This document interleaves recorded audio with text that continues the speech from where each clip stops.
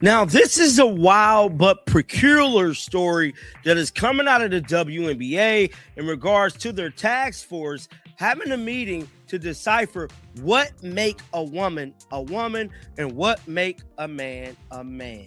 Yes, you guys heard me correctly. They're having meetings to decipher the difference between the two sexes. I'm going to just say that. Now, there's many reports also coming out from big people in the media that stating allegedly there could already be transgendered men playing in the WNBA. Now, The locker room door slammed shut, and the silence that followed was completely deafening. Word had already reached the front offices that a massive confrontation was brewing behind the scenes. Players across the league were demanding answers about what top executives had been discussing behind closed doors for months. For years, quiet whispers had circulated throughout professional basketball circles. But now, the dam was finally breaking.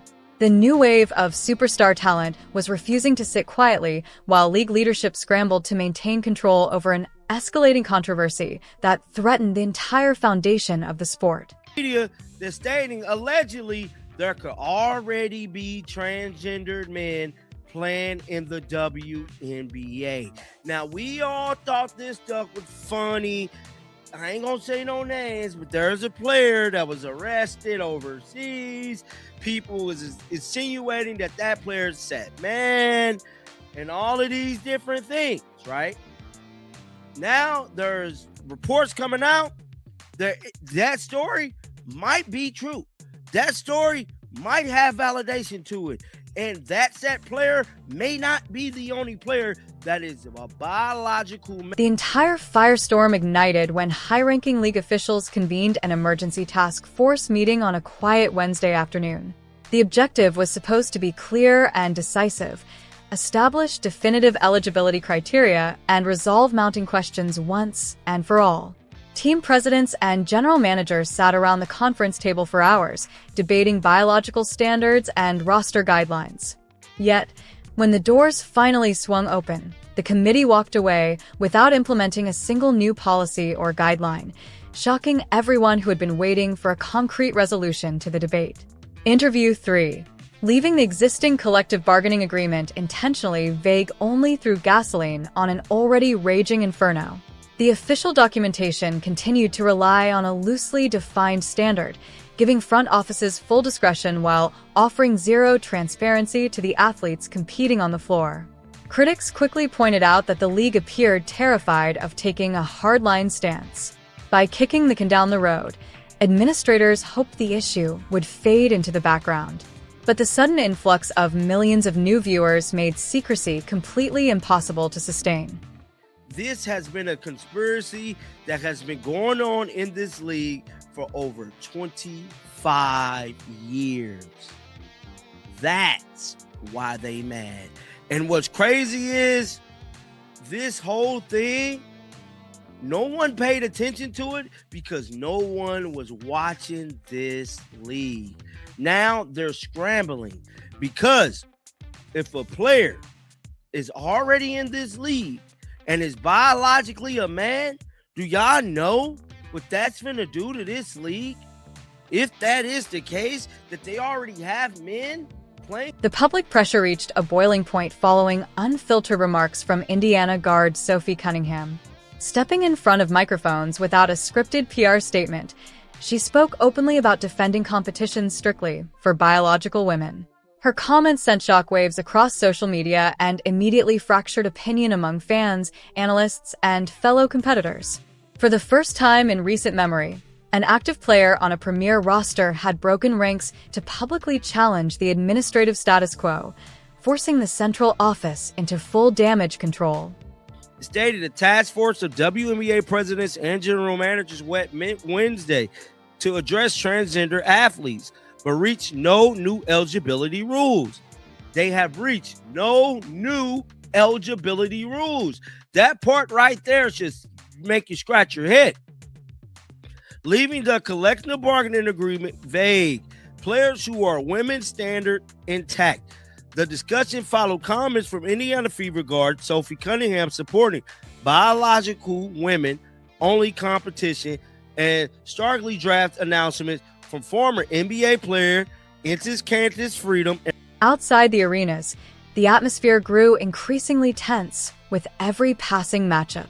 Protests erupted directly outside stadium entrances across the country, with crowds waving signs and demanding total organizational transparency. National polling revealed that roughly 73% of the general public felt uneasy about current roster eligibility frameworks and the lack of distinct boundaries.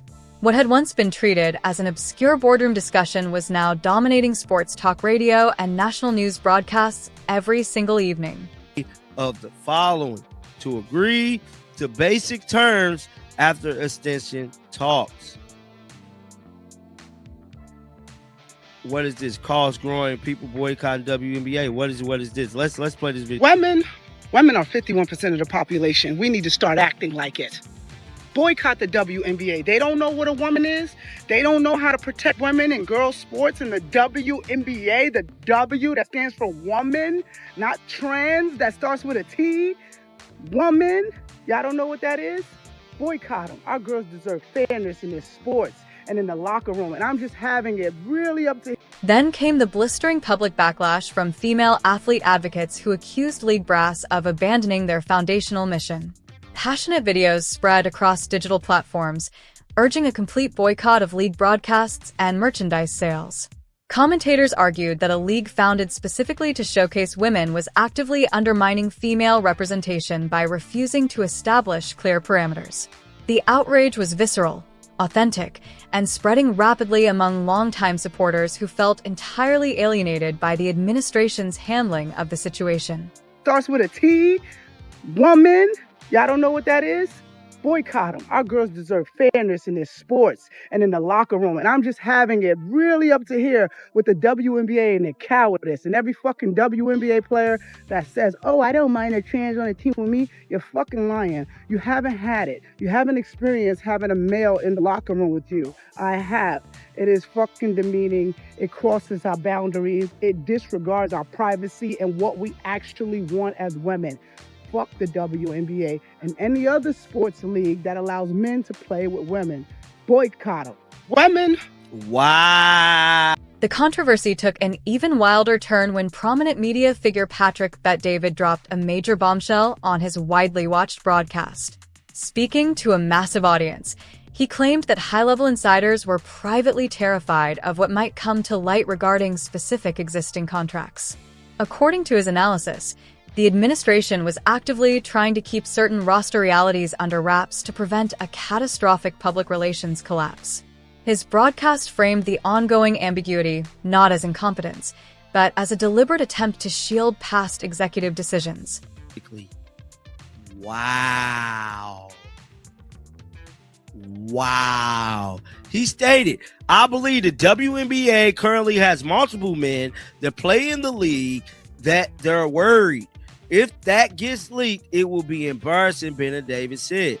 They don't want to bring it up, and they're worried if that does not take place, how bad it'll be for them. The Iranian-born podcaster did not present any evidence for the claim and simply acknowledged that he was speculating. Rather than making a factual statement, his comments have come after the issue has become